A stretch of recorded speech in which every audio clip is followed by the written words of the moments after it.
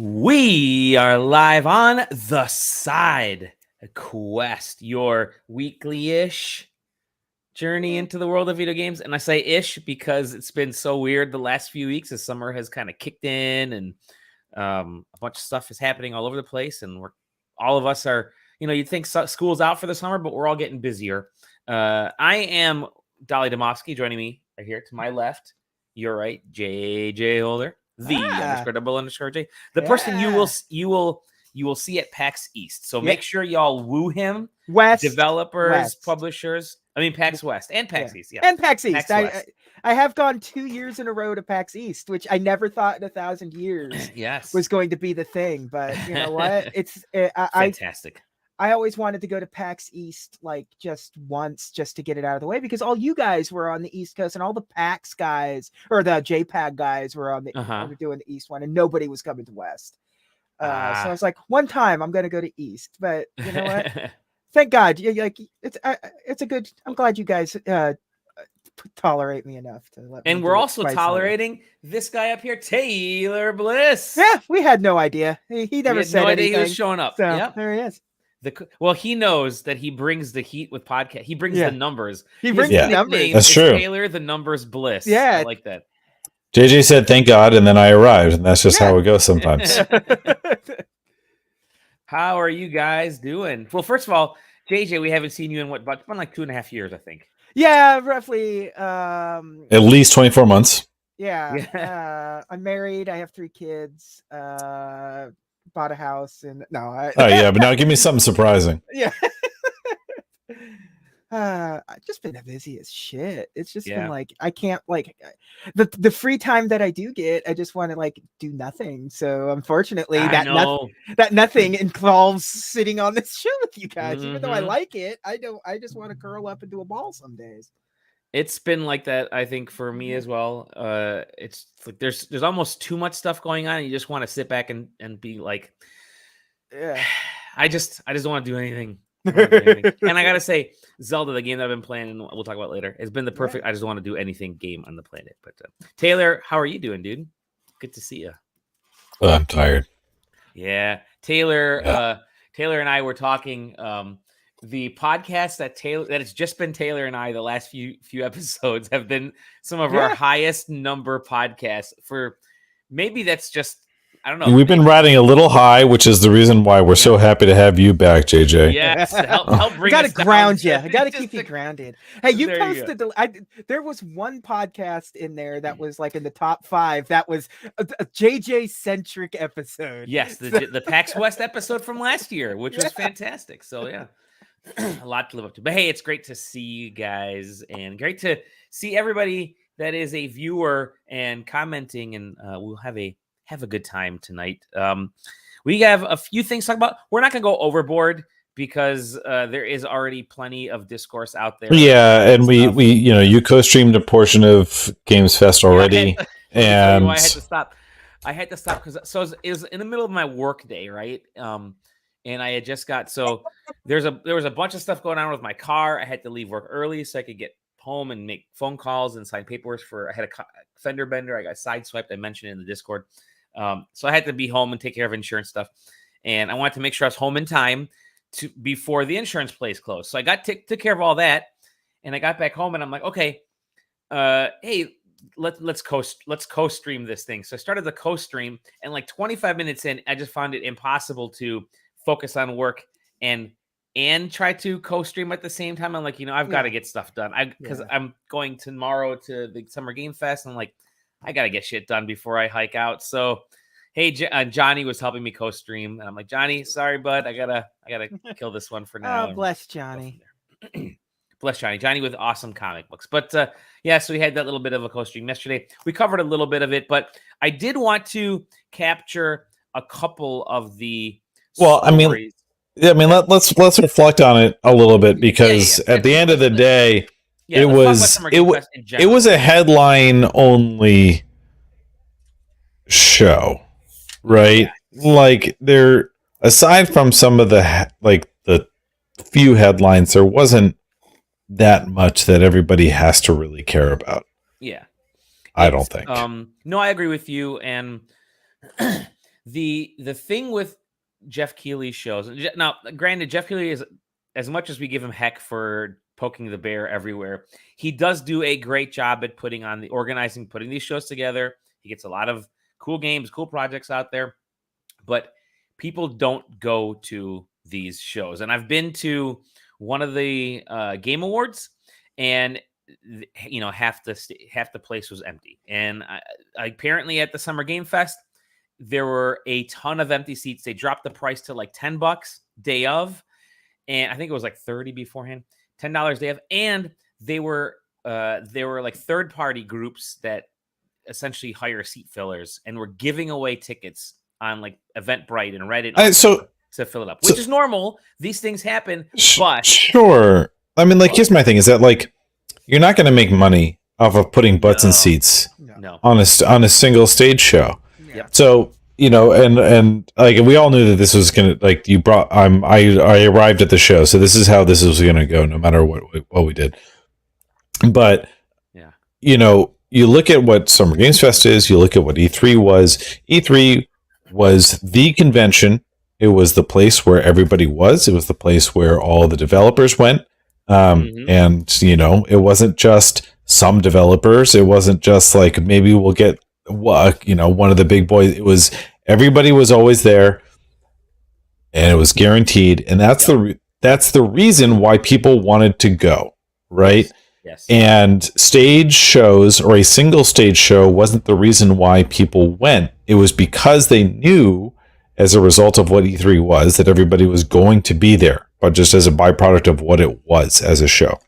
Yeah. And as ironic as it is that Summer Games Fest is going to kind of enter this weird state where it can't succeed as what it wants to be because E3 doesn't exist. E3 can't exist because Summer Games Fest is pulling some of the. Listen. I've spoken at length on this specific show about how E3 needs to reinvent itself as an actual insider trade show. So I don't mean to misrepresent that. No. But the problem is that it has an outward facing issue and it has an inward facing issue. And the outward facing issue is that, from certain people's perspectives, E3 is worthless because Summer Games Fest exists and because companies can put on their own showcases. That's the word. Which is incorrect, right? Like those things exist and work because all of the companies are there because they're there for the industry event, right? It's like us us because we're only like half inside. But the broader fan base watch it and think, finally I get my show, I get my stage shows, I'm going to watch all the presentations. And that's all they care about.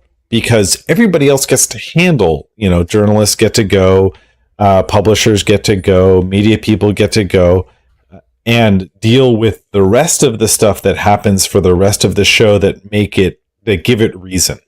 And they just, they get the stage shows, which is what they want. And it's split E3 and Games Fest into what it is right now. E3 obviously not existing at the moment. And kind of remove the overall purpose of both at the same time. Yeah, it's a really weird space. So anyway, where I was going with this is that Summer Games Fest was fine. It operates as a little weird stage show where some people who wanted to get their trailers out there, it got eyeballs and does all well and good. But as far as putting butts in a seat, what put butts in the seat was the fact that people were there because it was industry event. And that's where that's kind of the point I was trying to make, is that the people that happened to be there were people that were there because they expected things like Mix, which unfortunately had a significant headwinds that it ran into. Unfortunate. We'll talk about that. And it's at Days of the Devs and et cetera, et cetera. So, obviously some of the keynotes are still to happen this weekend. Those are the reasons that get people in town. And then the butts get in the seats anyway, because what else there's nothing else scheduled at this specific time slot. So I'm going to go to it because I'm here for the broader event. it can't happen in its own little Games Fest vacuum. It doesn't work that way. It will do some things, but it like filling out an auditorium is not the thing that it's going to do. It doesn't want to be a convention while falling into all of the tropes of a convention. It doesn't want to be, but there's there's clearly an expectation about how many people are going to be there. But that's what yes. So where's the miss? There is a miss that's happening there. Yeah. Otherwise, the seats wouldn't be sold. Yeah, you would just give the seats away to make sure that people are there from the outset. That's the thing. It's what does a convention do? You go to San Diego Comic-Con, you go to the big hall shows where Marvel's going to be there. It's part of the deal, and they're going to get like Summer's Games Fest wants to have it both ways, where they want to be this televised sell a ticket, but they don't have to put on it. But they don't have to put on a show. Yeah, it's like listen, we're gonna have a stage show to kick it off, and we're gonna co-host or whatever with a bunch of the big pubs. Everybody else come on and I don't know, rent out this place over here and make a convention out of it or something. It seems kind of like that. Yeah, it's as if they're hoping that the convention forms around them, as opposed to and admittedly, let's be honest about it. As as much as we riz Keeley about wishing for E3's demise, he wants E3 to be there to pull that slack for the show, for Games Fest, right? So when Games Fest has been, he's been advertising Games Fest since literally the last one, or at the very least since the last Game Awards. No, he had ready to go when Games Fest ended. Sure, but it's that classic meme of memes if E3 gets canceled and memes if E3 doesn't get canceled, right? And he has both folders and both tweets are drafted and ready to go, because if E3 goes on, it only helps the show that he's trying to do, because he's already secured some of those sponsors, he's already secured some of those announcements. It does not matter if E3 happens or not. He already has ink in the pen about which announcements are going to be on his show. If E3 happens, all it does is pull more people in, gets more people on that show. It balloons everything about what's going to happen in LA during that weekend or this week. So I would imagine that, as many jokes as happen, he probably would rather E3 go on to pull in more people and get more industry people there.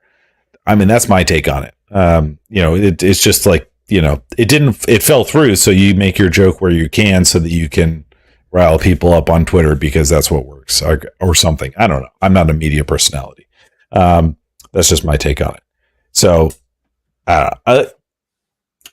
things are weird because Games Fest was planned, and because it's low scale enough, it was going to happen no matter what. No matter if E3 got canceled or not, he was going to do Summer Games Fest. And so what it became is odd, because he had to plan whether or not E3 happened. I guess that's my point. Because E3 didn't happen, you're going to have an audience issue, you're going to have an attendance issue, and that's the result. Or we saw what was the result of that scenario. That's those your thoughts, and you're sticking to it. No, well, I mean, I think I feel like it's great to see stuff on TV. It really is. These live streams and to see all this stuff. I think it's cool. And there are people for Summer Game Fest. They have the Days of Play. It's a mini convention, a mini expo that takes place, which is actually not near where Game Fest is. It's like halfway across town, which is where not the YouTube theater is. But for hands-on stuff, and they do it for 2 days. Yes, I think today and tomorrow. Now, the problem is it's very select media, which is, far fewer than anything at E3, right? And to your point, Taylor, the way that they filled those expos and filled those theaters in the past and made this kind of loud, raucous environment was because there were already a lot of people in town for a lot of different events. A Ubisoft conference is always filled. An EA conference is filled. A freaking Konami conference with Mr. Caffeine or whatever. All that stuff was always filled. You could not get in because there were tons of people already in town, whether it was industry folks or bloggers like us. And so not having that, I think it's I wouldn't say it's a shame or anything, but I think Jeff, part of the thing was he was actually hoping that E3 was going to happen, like to your point, because that would have actually filled up a lot of that theater for folks coming into town, setting up displays, setting up booths, and so on. But yeah, I mean, listen, I could be off base, and maybe Jeff really thought that his show was going to be enough to pull in that audience. I think that he's been around long enough, and he's pragmatic enough to not feel that way. I think that there's that weird half hope that E3 does at least exist. Like, he wants E3 to exist, but for him to do better than it, right? Yeah. Like, he wants E3 to exist so that it pulls in all the people, but that's so that Summer Games Fest looks better than what it does. I think that he wanted to go hand in hand. Both those things need to work. It absolutely could, and I think that everything would be better if that was the case. Like we've said multiple times, it both need to exist. It needs an industry event. That part is still missing, no matter what anybody says about it. Opening Night Live this year is in person, and that stream in front of Gamescom, that building's going to be filled because. I guess what's happening is that it's just migrating, right? So the real story isn't that E3 is dead. The real story is that what E3 was is migrating to other shows. Exactly. The true industry events are just happening in other places other than the US. And the vast majority of the people that care about it in the US are probably like, I don't understand. How is that possible? But that's just the way it is. TGS has always been super huge, but us people who were trying to follow it or wanted to try and follow it at the advent of the broader internet, it was inaccessible, right? And so now that we're way past that point, it seems weird to think about it, but TGS has always been very, very impactful and important on the industry at large. It will be this year. There's a lot of debuts coming this year from what we're hearing. Yeah, didn't somebody just announce that they're not coming to Gamescom though? Yeah, Sony. PlayStation just said that. Yeah, you're right, JJ. PlayStation said they're not going to Gamescom, which is big because suspicious. Suspicious. Sony's doing their own thing. Well, I mean, back to Game Fest. Yeah, Sony's doing their own thing, which is pretending like I don't know what happened to all the games for the rest of the year. I'm sorry. Back to Game Fest. I kind of just wanted to say, it's great that Keeley and his folks have sort of started this alternative, right? We needed it when there was no E3. We needed something, but you almost have to either go all in or scale back and work with E3 because right. Yeah, are you going to run the are you going to run the convention or not? Yeah. Either you're gonna do the whole thing with the Summer Game Fest, or it can't be just a quick little stage, and it's not just a series of events on a calendar because you're not putting on the Xbox Bethesda show. They don't need you, Jeff. As great it is, you're not there. That's not a part of Summer Game Fest. That's their own thing. It's just not. It's as much a part of SideQuesting Game Fest as it is Summer Game Fest. Yeah, I feel like you either have to go all in and really coordinate and work with all these developers and publishers and host. Maybe Summer Game Fest is whatever. I'm not going to make up give ideas because I don't really handle that aspect. But also because we're not getting paid for them. Yeah, we're not getting paid for it. It's in a weird limbo zone, and I'm very curious what happens to it. I'm very curious what happens to E3 next year, if they're even considering it. I don't know. And then I'm very curious what happens to Summer Game Fest because it can't be this in the way that it is because it's not enough media and industry folks are there to make it an actual thing, even though they're trying to get some media hands-on stuff. B, it's not serving quite the purpose of a big giant stage show just yet because there are several other big giant stage shows throughout the year and you have the publisher showcases. So it needs to be something However, Yeah, I mean, yeah, go ahead. I was gonna say, however, I want to dive into just a couple of the announcements at SGF. But if you have kind of a closing comment, Taylor, just jump in, dude. No, I was just going to point out, I mean, anybody that's paying attention, in my opinion, you're going to look at, and you've seen both Summer Games Fest of the past as well as Game Awards. You're going to notice the similarities, which are the formula is the same. Yeah. It is trailer, bring somebody on stage, trailer, etc. And so there's not, I mean, ignoring the actual diversity problem of the Game Awards and Summer Games Fest, And Summer Games Fest. the diversity of its presentation is also on display here, which is that it's the same show just in the summer and without awards. Yeah. Right. I mean, if you strip away the awards portions, it's almost identical. We do, and there's no musical number, I guess. Right? They have a band on the Game Awards. So, yeah, people just are like, people, it feels like, are so much more prone to getting bored by the same thing happening after the third year. As sad as that is, that, like, I don't know, like that's just the way it is. They need more variety in order to stay entranced by whatever magic is happening at the back end. So I don't know. I mean, I'm not going to rehash. E3 needs to, like, whatever it is right now. I'll give them the benefit of the doubt because of how still weird this year was. But if they try and do the same thing again next year, it's not going to be good. I don't think it's going to blow up in their face in a bad way, in my opinion. Any final thoughts on just Summer Game Fest and the whole thing in general, JJ? I don't give a shit. All right, good. No, the business of it.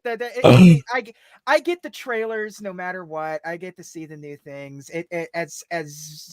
I'm going to PAX to see the things that I want to see, i.e. the indie shit and all the weird stuff. And I no matter what they decide, I as a viewer am going to be getting the same content no matter what at the end of the day. So whatever the business is behind it, whatever's going on behind the scenes, whatever goes on in front of the scenes, I'm over it. Just figure it out and just get me trailers. And that's well, yeah, and I mean, I think that's in some ways like what I'm saying, just with like triple the words. It's just, it's missing the convention portion, which is what the PAXs are doing, right? It's what the Gamescoms are doing. And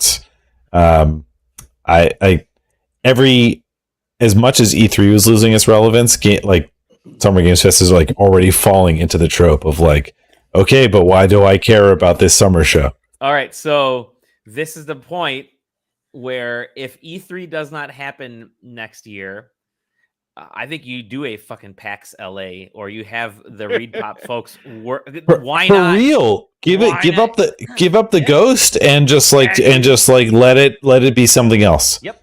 Again, I mean, this is a complicated question because the ESA still has money, it still has influence, and what are they going to do?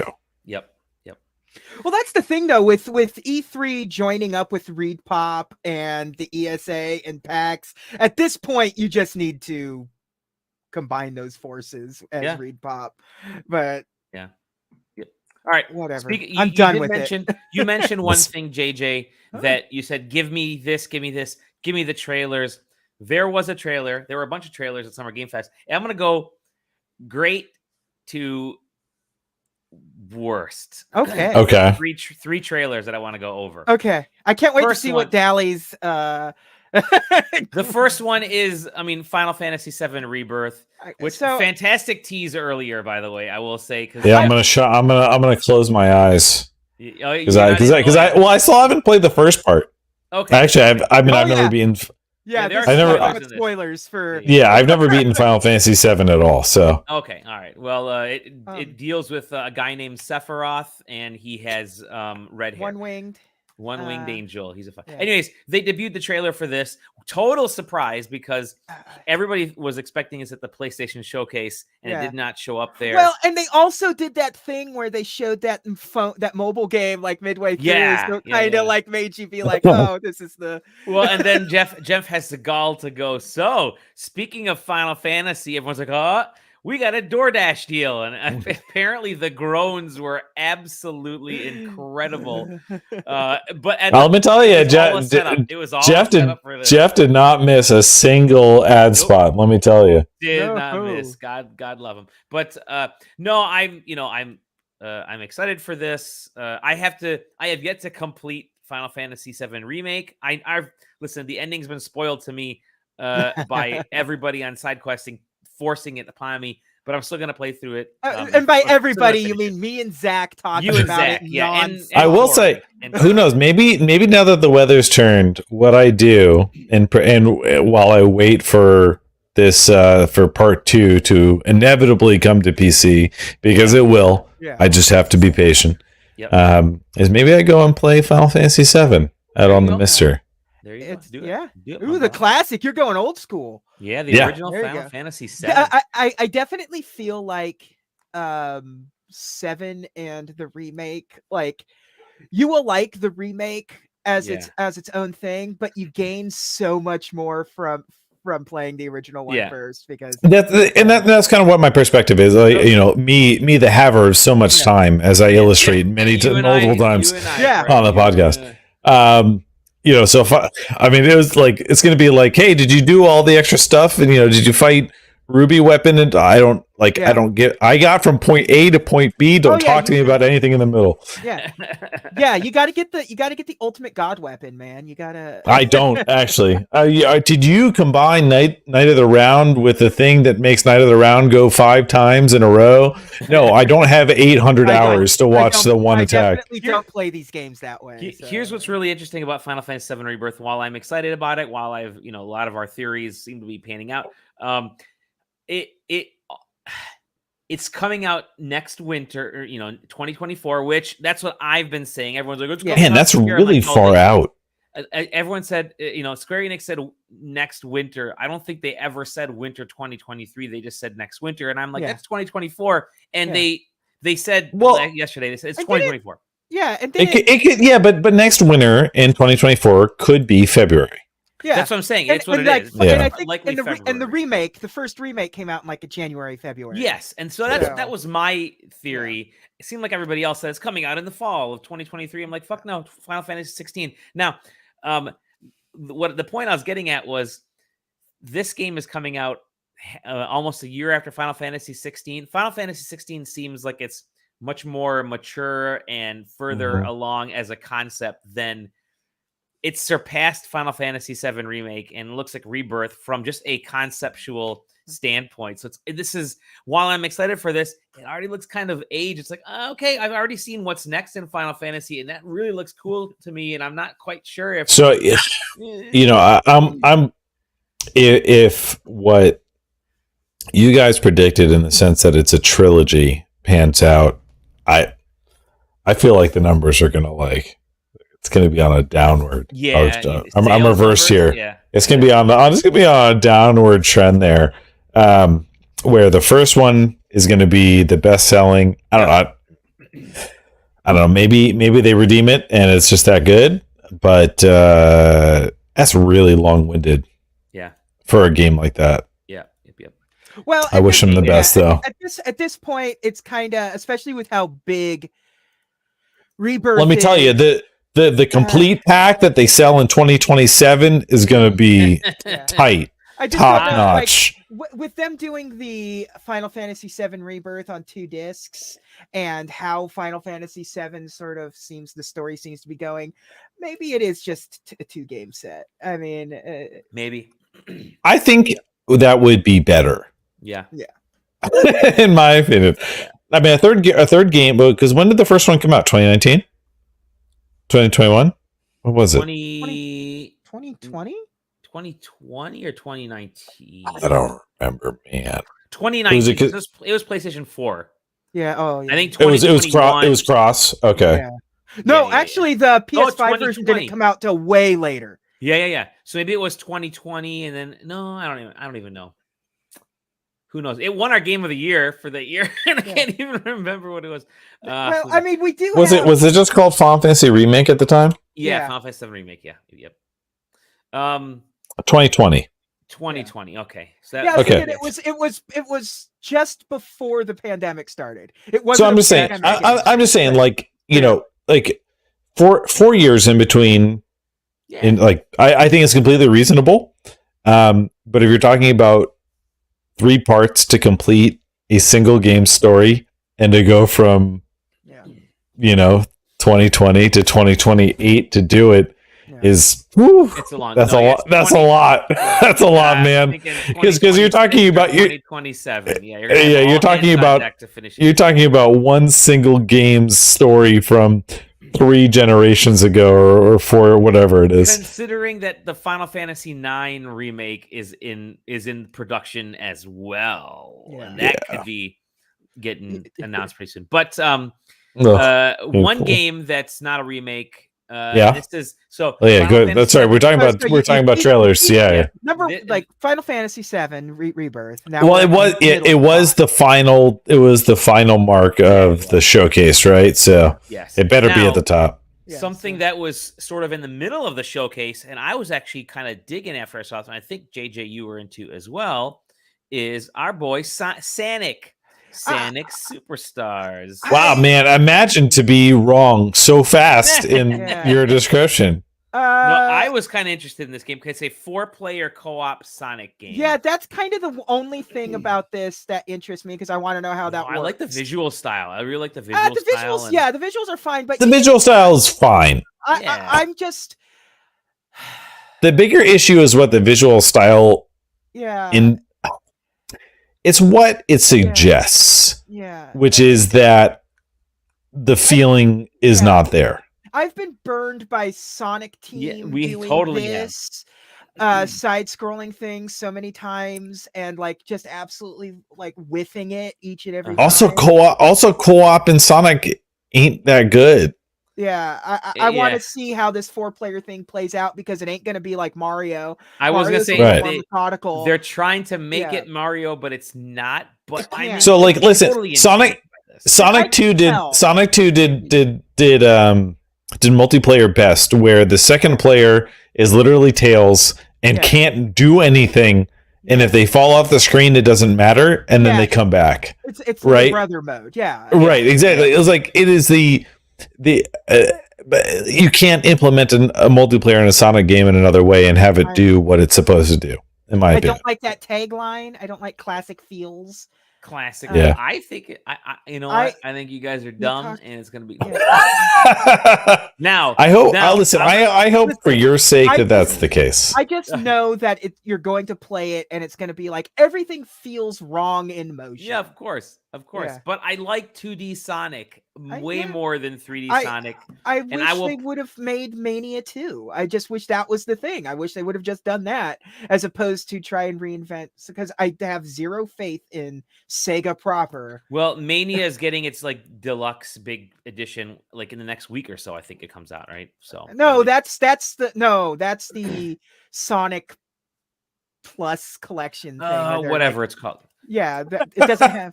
It doesn't.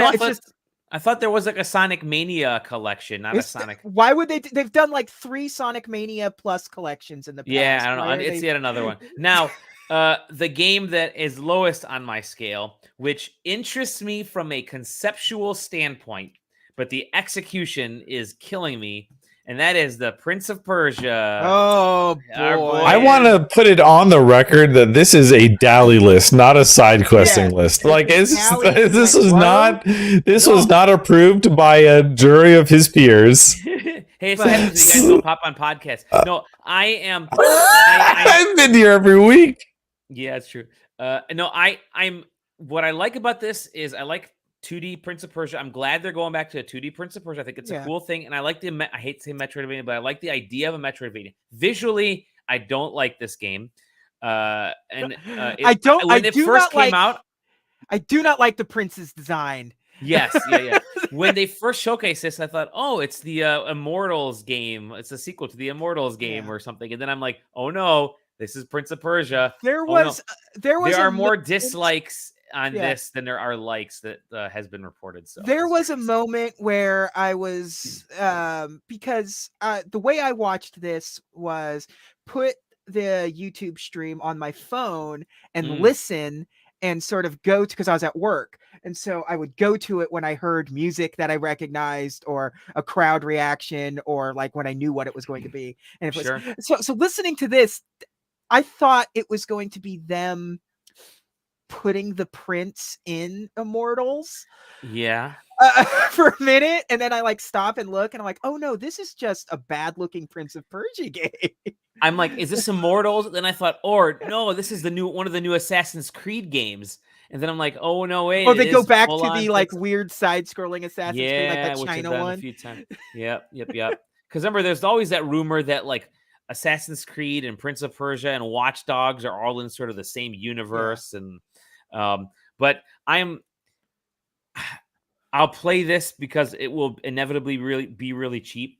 Oh yeah, this is going to be like, it's going to be on Game Pass 100%. Oh yeah, what's really stupidly intriguing to me about this is the whole story behind this and the Sands of Time remake and everything else that's happening. Yeah, so right now. That was the first thing that struck me was even more than the design. Like, yeah, the design of this looks kind of bizarre, or like not bizarre.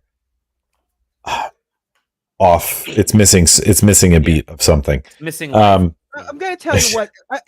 Here's the thing: 2D Prince of Persia is a very, very, very specific thing, and it's not generic side-scroller Metroidvania stuff. It's it's that smooth, that rotoscoping is half of the heart of Prince of Persia because of the fluid motions and the way you pull yourself up on ledges and explore, and it's not quick and fast and stuff. That was what made 2D side-scrolling Prince of Persia stand out in a world of 2D side-scrolling games, and just kind of making it as generic as possible is going to you might as well, it should have just made a different game and not call it Prince of Persia. But it almost feels like one of those things where you have to use the Prince of Persia name or else the rights are going to revert back to somebody or something. Yeah, it's likely. Yeah. Well, here's the thing. Yeah, I mean, because the issue, like what stands out, the first thing to me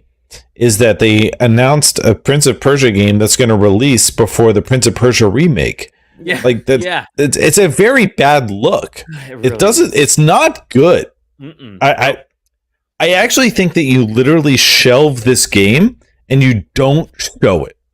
Yeah. Like I think it does more harm than good to show a different Prince of Persia game that you're going to make and release before the remake that you announced however many years ago that people did not like anyway. Yeah. I know that it sounds like it's like we got to put something out there. It's like, do you have to actually put a Prince of Persia game out there? I don't know. Like, we're so far removed from the golden time of when Prince of Persia was good at this point. Those people are old. We are them, right? Like, right?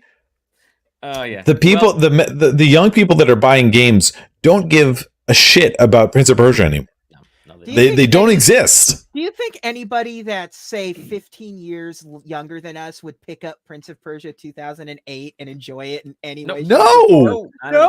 It exists as a good game because of the time that it was released in. Make another make Prince of Persia in the style of Rayman is all I'm saying. I was actually thinking that when it's like what could Ubisoft do to excite me, and I was like, one of those hand drawn Rayman. Yeah, like, they're so good, dude. Both because remember that was the whole thing they were doing, like Origins and Legends. This is our art series. They were going to be doing a lot more. Right. It's like small studios with hand. And everybody left. And everybody left, and so we never got him. But like a Prince of Persia in a hand drawn animated style would be sick, and it would sort of bring that soul that I was talking about that the original Prince of Persia's had, because you would be hand animating the movement of the prince. You know what? Prince of Persia is the subtitle, The Lost Crown. I'm letting you guys know he ain't finding it. He ain't staying lost. We need to zip along. Please tell Taylor that I barely said a word during the show. You're gonna see more words feisty. now. We're gonna talk about what we've been playing. We're gonna talk about a little bit about what we've been playing, and then we're gonna end with opening up some Pokemon cards. Me and Dally got. We'll get JJ. Yeah, I didn't partake. Here, let me send you a pic. JJ Yeah, has please. been playing Street Fighter, and I want. Oh fuck yeah! I've been playing Street Fighter 6. I'll be back. Yeah, knock yourself out. Quickly. Street Fighter 6 rules, man. This game's great. It is. So I don't really talk about it that much on the show because it's kind of hard to talk about fighting games because I'm not FGC stuff is weird. But I am obsessed with fighting games. I love fighting games. When there's a new fighting game, I buy it. It's there's no ifs, ands, or buts about it. Like but Street Fighter and Tekken are my two favorites. The new one. So I'm eating good this year. Yeah, you are. With Tekken 8, but Street Fighter 6. If you recall, Street Fighter 5 launched Rocky. It was bad. A lot of ways. Yeah. It was bad. Really, it had a bad launch. In innumerable ways. Like it took an entire second version of the game to redeem itself. And even that, it took like a version and a half to like get to sort of like a parody of what you would expect a Street Fighter arcade like was only the first step that it took. Yeah, exactly. It was rough. And I'm not even just talking about roster stuff. We're talking about quality of life stuff and net code and things. Like it took a long time for Street Fighter 5 to be useful to anybody. Street Fighter 6 has launched in really good shape out the gate. It's fully featured. It's got like a crazy story mode. Features. It's got the arcade mode. It's a small roster, but not as small as some of the sort of haters will kind of have you lead to believe. You know, it's purposefully a quote unquote small roster right now. Yeah. But like I like that the way that they split it between like new guys, old guys. Because and it's like an even split. It's like 8 and 8. It's pretty even. Cool. I'm a Cammy main, always have been. That's just who I learned. If Cammy wasn't in this, I probably wouldn't have bought it out the gate. But it's the gameplay itself, the raw Street Fighter gameplay is sort of making me rethink how to play Street Fighter in a lot of weird ways. Oh, nice. Okay. Cool. Some of the old tactics just straight up don't work anymore. Blocking is almost a detriment in some instances. So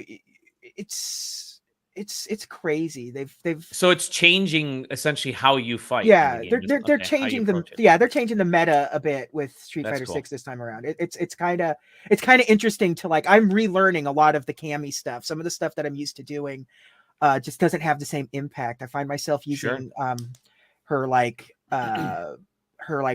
rolls and stuff a lot more.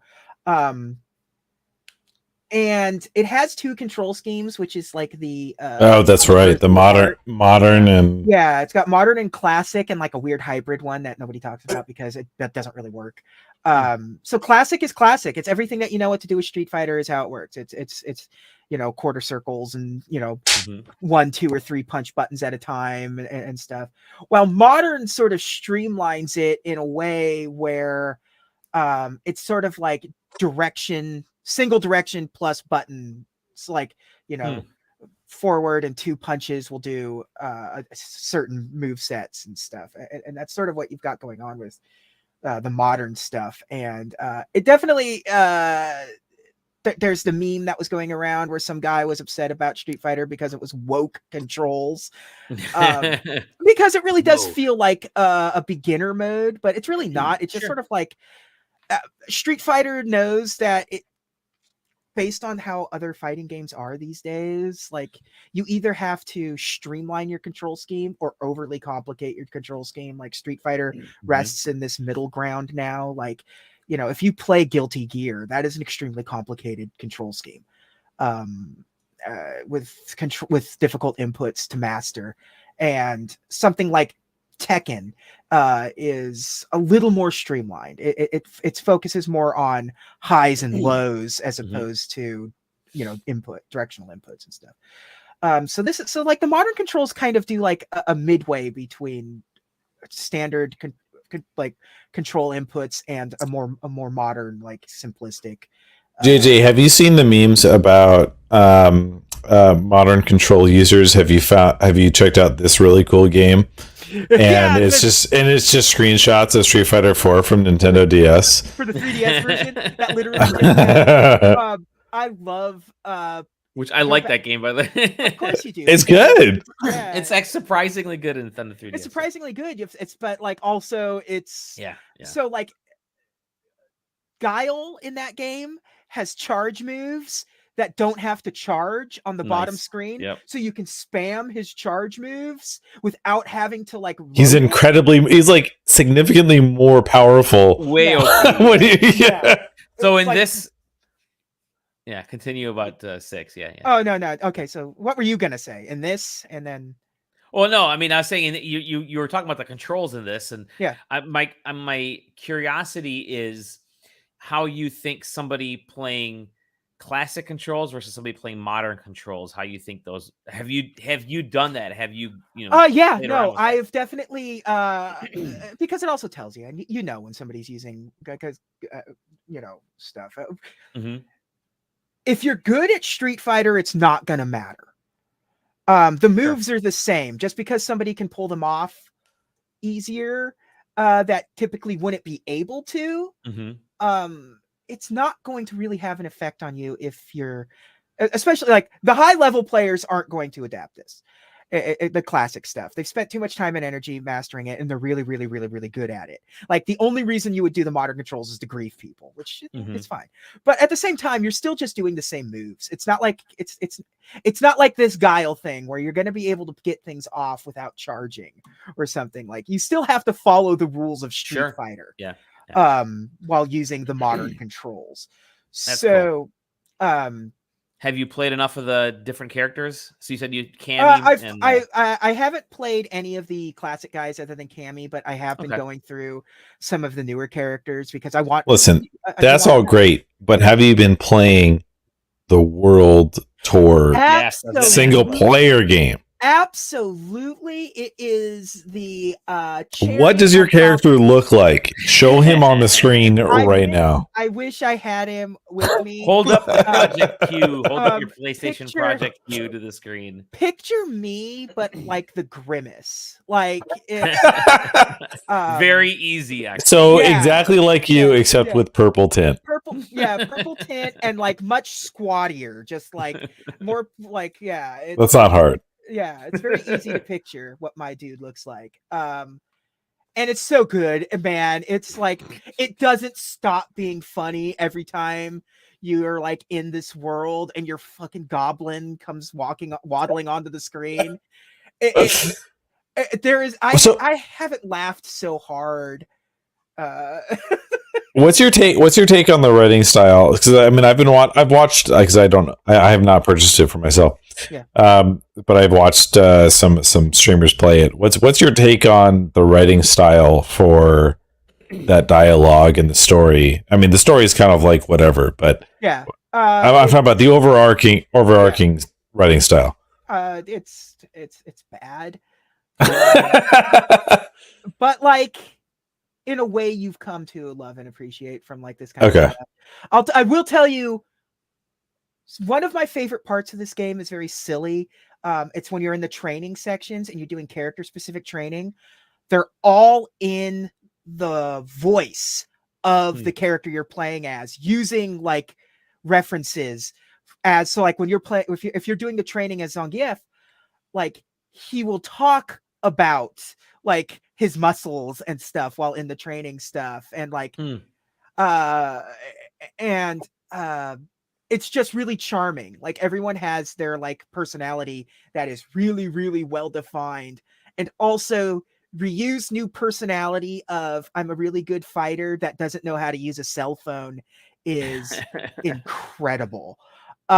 Just he's like a weird old man. I love it. I love it so much. And I did get the Ultimate Edition, so I am eagerly awaiting my DLC. What is the Ultimate Edition is going to have the you get Fighter Pass 1. Nice. And some extra costume colors. You actually have to pay for costumes using like the in-game currency that you have to like buy and stuff. So cosmetics are paid shit too, but but you can't earn all of them. I believe, right? you can't earn anything. So but it's like it's a grind. It's a fucking it's yeah. There I Look am. at his eyes. There you are. I'm like, why are the eyes transparent? Thank you, PNG. His birthday is next week. You can go to McDonald's and get the Grimace meal. That is a Big Mac, large fry, and a purple milk. That tweet is, by the way, horrifying. Oh yeah, I love it. All right, so Street Fighter 6, and also I will say, like, if you have a passing interest in Street Fighter, but aren't good at it, I recommend picking it up. I think the modern controls will mean a lot to some people. I'm not just that, but like, you know, as much as like I set you up for the joke or for the dunk on how dumb the writing is for World Tour, like very few Street Fighters offer that experience of a meaningful thing to do with a character that you can create and also use all the movesets that you put into that character exist within the game. It's not like you're making up stuff that doesn't translate. Yeah, exactly. So, like, that's not something that usually comes in the Street Fighter package. It's extremely valuable, in my opinion. This definitely, they went above and beyond to make learning the game a priority in this particular game. It's fascinating that they went so hard into it's like okay, who joined the production staff of the Street Fighter team at Capcom that made this happen the way that it did? Because somebody is new, right? Somebody is new, or somebody who was there got promoted and is important because this didn't happen before. No, like one of those things. One of those things is true. Yeah, and I think I think there has to be a bit of a acknowledgement here that Street Fighter, in the professional sense of the thing, has been on a downward spiral for a signinon amount of time, and on a non professional, non-professional, on an amateur. It's like it had been waning, especially with the downturn of 5. And the sales miserable experience for so many people that it killed the franchise for a lot of people. So the sales numbers of 6 look good enough that I think that I'm gonna guess that we're gonna get a single player experience on whatever's next afterwards too. Yeah. JJ, let's see if I can get my head in there. Okay, my eyes are right there. There we go. Eyes are right there. There we go. Good times. All right. We gotta speed this sucker along. Yep. Yeah. Don't worry, we got Taylor. This will be fast. What do you got? What do you think I got? Zelda. Yeah. Okay. Right. I ain't played shit.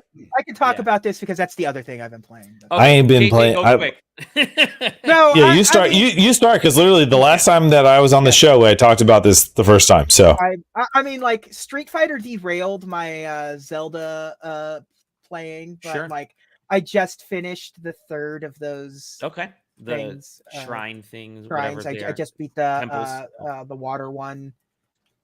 So I'm just How many have you done then? 3.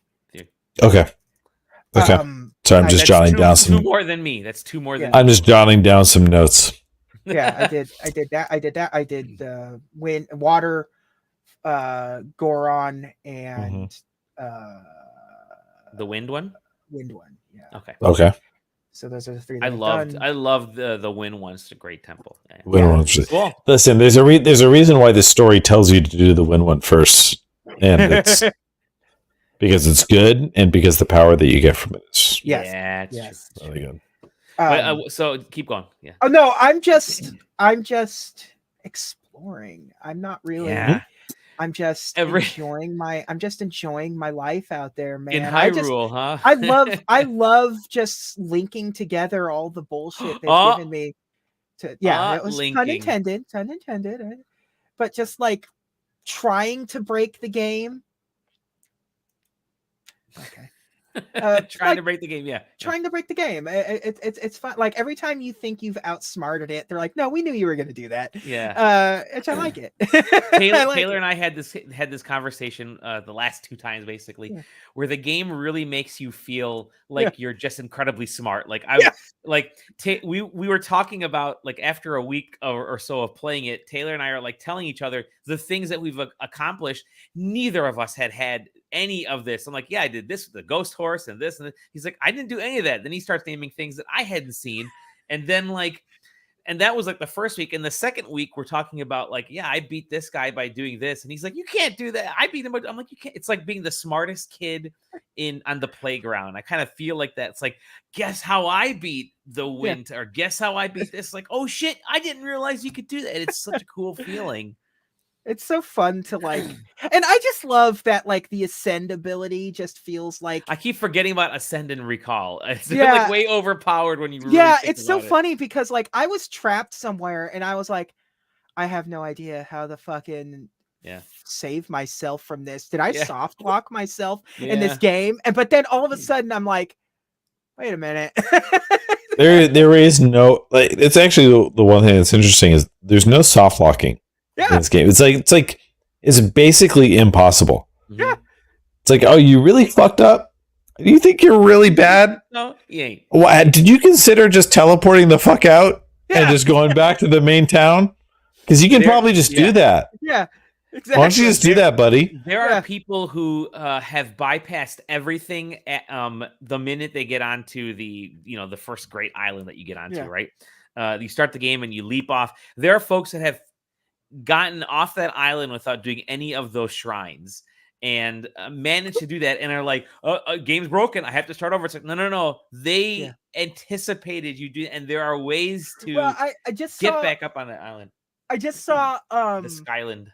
I just saw that the speed running stuff, the numbers are dropping and dropping. Like, the biggest setback right now is that you can't, in order to get like a speed run finish, you can't bypass the Sky Island now. You have to. So you have to go through it in a traditional sense. Right now, they're gonna figure it out eventually, but like it's like that's the thing that's holding them back. Like, we're gonna fucking break. Honestly, and every time this kind of stuff happens, I love it when they can't bypass the one thing. Yeah, and all it comes down to is, okay, I have to I get to watch this group of people optimize the one thing.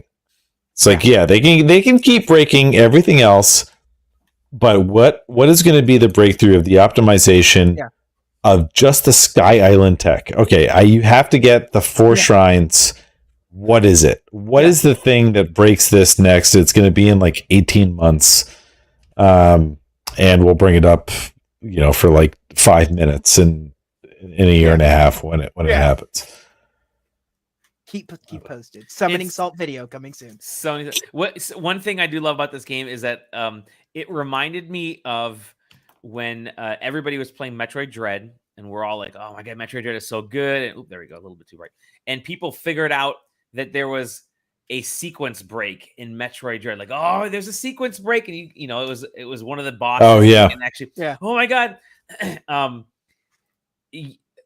This whole game, Tears of the Kingdom, is just sequence breaks. Is what they, because it feels I mean, like I feel like on one hand, yes, it's a brand new Pandora's box compared, but like there's so many similarities because it's built on a very similar engine to Breath of the Wild. It's a very similar game to Breath of the Wild in many regards. That a lot of the people that kind of dissected Breath of the Wild inside and out are going to know what vectors to target to break Tears of the Kingdom. Yep. So it's not going to take as long to tear this one from piece to piece. which is almost like kind of sad. But at the same time, there's so much weird shit that they did in Breath of the Wild with, like the attack, hop, and then backflip or whatever the fuck it was. Yeah. Just to skyrocket. There's also like a lot more things that you can do in Tears of the Kingdom natively that just weren't available in Breath of the Wild. So that's gonna be fun. Like duplicating items with just exactly. Well, like I'm also wondering. It's like, okay, what version does speedrunning have to be done on now? Right? That's going to be a big thing because Tears of the Kingdom launched pretty broken from all things considered. Like, is the tech that you duplicate a bunch of X, Y, or Z in order to do this really fast? Like, maybe it's faster than updating the game and beating it another way. Probably. I don't know. I'm not a speedrunner. It's gonna be fun. I still haven't updated, so neither have I. I'm holding out until I have a feeling that Nintendo's gonna say because they probably realize a lot of folks haven't updated. I haven't. You haven't. I don't think Zach has. A bunch of other folks haven't. They're gonna come out with like, hey, if you update the game, you also get this for free. You can only get it. I was like, oh shit, I gotta update. You're gonna get an Ocarina of Time outfit, so you don't have to get the amiibos. We're gonna keep talking about Tears of the Kingdom. It's gonna be the game that we talk about probably bits and pieces over the summer. Yeah, we will. Oh my god! Once Zach actually comes back on the show, we'll have a actual recap of Tears of the Kingdom talk. But the last segment of this episode that we want to talk about, JJ brought it up. I think it was a great idea. He got me to go out and buy these Pokemon cards. So I went out and got some Pokemon cards, and we're gonna open some packs. JJ has. These are the Paldea Evolved. Paldea Evolved. It's the new. It's the Scarlet and Violet expansion.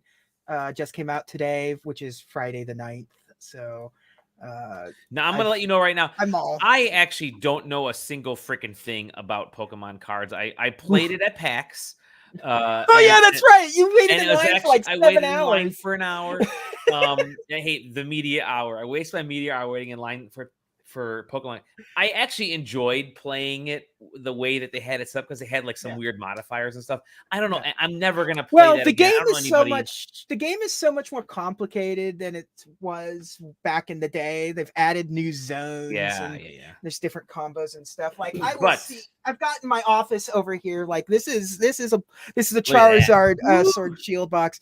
Absolutely, it's magnetic. Every one of these drawers has cards in it. So, well, you want to open something first, or should I open something first? How are we doing this? Sure. I tear open my. I also got the Elite Trainer box, but I will open. I got a Skeledirge pack right here. I'll see what I'll show you. I'll show you the trick so you can make it an exciting pack opening for you. Okay. Because they're all laid out the same inside. So if you open them up and move things around a certain way. I'm going to bump you up in size here. Yeah, that's what they all say. He used his teeth. I'm waiting for. Yeah, I was going to say I'm waiting for my bump up in size. Yay! So you get rid of the code card. The 3 on the back, you move to the very front. Oh, interesting. And so the back card after that will be a foil. Oh, they've changed it, so never mind. It's different now. You're talking shit. Shit now. It used to be 3 to the back, throw away the energy, because nobody gives a shit about energy, and then the last 2 cards will be the reverse hollow and your rare. But it's not that this time. What did you get, dude? What'd you get? I got basic energy. Nobody cares. Clavel, Dunsparce, Noibat, Pelipper, Toxicroak. We got the a reverse hollow of the Mario Mushroom. The House. mushroom. I got a reverse hollow of Oricoro. Okay. And a regular hollow of Tinkatron. So what's the reverse and regular? What's the difference? Okay, so a reverse is, if you'll see on these, the card itself is foil, while the picture is not. And every card in the series has a standard and a reverse hollow. They're not, All right, we have more viewers right now. Okay, now I'm going to open up a pack. That's your first pack? That's my first pack, yeah. All right. Here's some ASMR. We're gonna rip open this thing here. So I got this pack with my boy on the cover. Okay, I got to look at this thing. Okay, here you go. Throw that out. Okay, let's. Can you guys hear that? Man. Oh, yes. Yeah, you don't have to ask. Thank you, though. Can I bite it too? No, I will not. Yeah. No. Here we go. I'm gonna do this. My arm is my hand is injured. Yeah, my hand's still injured from stuff. Okay, here we go. Open From stuff. Thanks. Yeah, thank you. Sprained my hand. Empty bag gone. All right. First card. I got Quaxley. Oh, let me switch to this screen. There you go. Go big. Quaxley. Look at your OG Quaxley. Basic. Yeah. Charcadet. Oh yeah. Relor. Boo, the dung beetle. Tadbulb. Spidops. Look at that Spidops. I like Spidops. I like Spidops too. Pyroar. I like Pyroar. I like Pyroar. One of my mains. Cool. I use Pyroar all the time. Florigato. Domo arigato, Mr. Florigato. Okay. I have my reverse hollow is Raichu. Oh, that's a good one. Look at that. And then I have another reverse hollow. Yeah, you get two reverses in a pack. Litleo, little boy Litleo. Oh, Litleo. And then I got Boss's Orders and Basic Energy. Okay. Oh, Boss's Orders. So, the cards that I'm always looking for nowadays. The cards that I'm always looking for nowadays are the art rares and full art cards. Like there are reverse hollow Zaddy. Yeah. I got this one actually opened on me without. All right, JJ's turn to do the next one. Let's do it, JJ. So what do we got? Good old Delibird. That's my name. It's my name. Delibird. That's what you're getting. Yeah. Oh, here. This is my name, Super Rod. Okay. Speaking of growing in size. Yeah. Love Disc, which I hate. That's Taylor's name. Yeah. Snover. All right. Miss Magius. Nice. Grusha. Oh, one of my new favorites. It's Bramblegast. It's like it's like a demon tumbleweed. It's so fucking cool. Reverse hollow of Krogunk. Krogunk is badass. I like Krogunk. Yeah. Reverse hollow of Electrode. Okay. The two that I keep collecting in Pokemon Go over here. Yeah. And a full hollow of Tyranitar. Oh, nice. And a psychic energy. That's sick. So they just made it straight up without needing to change anything now. You don't have to throw the energy away. Yeah, okay. Nice. Energy's at the back. Sick. All right, now I'm gonna open up this one. Yeah. Let's just do 3 packs and we don't have Yeah. All right. That way we don't waste Taylor's time and I can get to work on other stuff. All right. Pokemon. Ooh, that's another code card. I got Fuecoco. Fuecoco. Wattrell. Oh, I love this guy. Tinkatink. Tinkatink, yeah, with his little rattle. Yeah. Tink. Shroodle. Pelipper. Oh, Fletchinder. I kind of like Fletchinder. Fletchinder's a neat card. Vigoroth. Oh, here we go. Miss Drevis. I like Miss Drevis. I'm obviously that's special. I'm obviously I don't have any hollow energy in it. Slacking. I guess slacking. Monkey. Yeah. And then Mimikyu. My favorite. Mimikyu's my modern favorite. Yeah. I love Mimikyu. And then also some basic energy, of course. Nice. All right, your next pack. Who do I want to do? Oh, I'm gonna do the pack that has the crazy saber-toothed tiger with swords on it, which is always a Pokemon. Pokemon's starting to like really go into Digimon territory with some of their shit these days. So they need to be careful out there. All right, code. I actually use those. We got Quaxley. I think it's the same deck that you. I think it's the same deck that you had earlier because there's Charcadet. Charcadet. There's Relor. Yeah. Did they really do the same exact card layout? Tadbulb. There it is. Yep. Now it's my god. Now Now it's actually it's because now we've deviating? got I got Oranguru.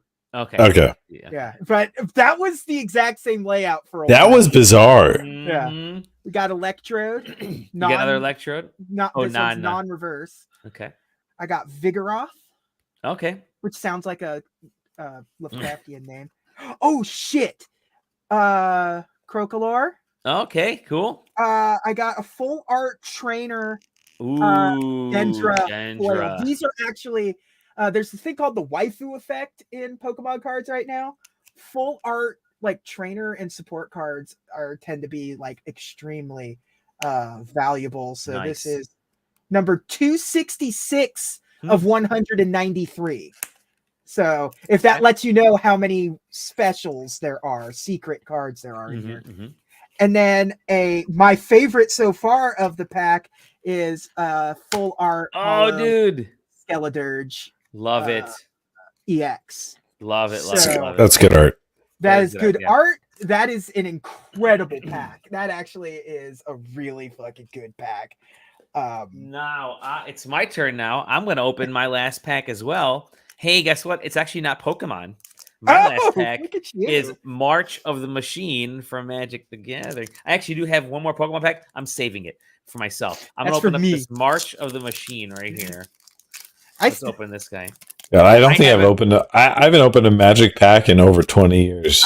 Maybe dude, that works. I bought the Junji Ito cards on their secret lair stuff. Oh, and those were nice. the first Magic cards that I bought in since high school. Got it. Yeah. All right, got Lotus. No, just kidding. I got The One Ring, Treasure. wow. Yeah. I got Flitting Gorilla is my special card. Flitting that's Gorilla. actually Look at that. It's a neat a sick looking one. card. Yeah, it's kind of cool. It's got cool art on there too. I like it. I got Polukranos, the Engine of Ruin. I have Fearja, Judge of Valor. I don't know anything about these cards, but we'll see here. I have that was one. Filja was like flipped around, which is interesting. It's got a different border on that too. Nice. I have Bellinon, whatever the war anthem is. Classic Bellinon. The classic moment. Bellinon. Skyclave, Glistening Goremonger. That's JJ's nickname. Yeah, Glistening Goremonger. I'd be okay with that, honestly. Yeah. The glistening Goremonger. Here's Taylor's Streetwise Negotiator. Streetwise Negotiator. True, actually. This is actually me in the 90s, the mutagen connoisseur. Infected Defector. That's Zach. Yeah, I was gonna say the same, unfortunately, but that's true. Here's Johnny, the Marauding Dreadship. It's actually kind of a cool. That's a neat looking card. Oop, I like that one. The Converter Beast. Ooh. And then finally, Mountain. I got a Mountain, so there you go. Cool. And I got You always need some mana. You need some mana, baby. Nice. Couple nice looking cards in there. I don't know anything about Magic, but anymore. I play it on a rare occasion. I will pop it on and all right. So I was just looking at just looking it up, and this Dendra full art card is pretty much paid for the entire outing. So nice, excellent. There you go. If you happen to sell that card, it will pretty much pay. Yeah. Certainly, he's gonna sell it, right? Certainly, he's gonna. Of course, surely. Of course. Well, certainly, we're gonna let all of you go on this beautiful Friday evening. Look at that, an hour and 13 minutes right there. It's been a joy. Please head on over to our Discord, hop in, talk to us a little bit. I will be out in LA doing Xbox and Square Enix and Ubisoft and a couple other little things here and there. No, Ubisoft. A couple little. Are you making any special trips, Deli? Are you stopping by any of the sites? I would like to, but maybe on Tuesday. But I didn't book anything ahead of time, so likely not. I'm sure it's gonna be fine. Just show up. You're gonna be. It's gonna be great. I know Mario. I've seen his movie. Yeah. Mr. Mario, I'm here to see your. Just go to Universal. Just go to Universal. Yeah, it's right there. But yeah, I'll report back with stuff hopefully, and maybe I'll record something when I'm there. But either way, thank you again for joining us all. Thank you, Taylor. Thank you, JJ. Thank you to all of our viewers and all the folks that were chiming in. At the very minimum, Exagermoose and our good friend Corey. Yeah, for showing it. I will definitely if when I remember, I will post a photo of my Street Fighter goon. Yes, please do. Again, find us sidequesting.com, SideQuesting TV on both YouTube and Twitch, at SideQuesting in a bunch of different places, and hop in the Discord. We will see you on the next episode of The Side Quest.